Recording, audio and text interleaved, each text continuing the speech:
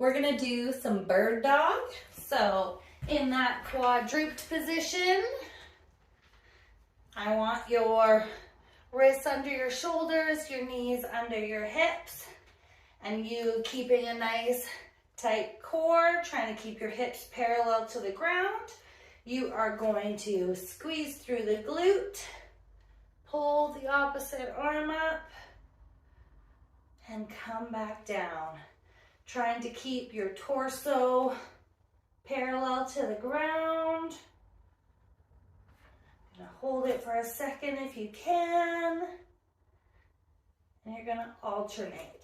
Nice and slow, squeezing through the core, squeezing through the glute, squeezing through the back of the shoulder. I'm gonna show you this from a different angle. So you're gonna squeeze.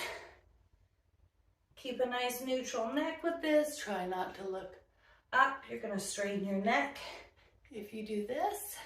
So try to keep a nice neutral neck. Don't forget to breathe through these.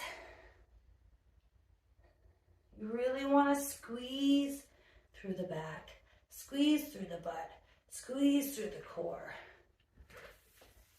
And those are bird dogs.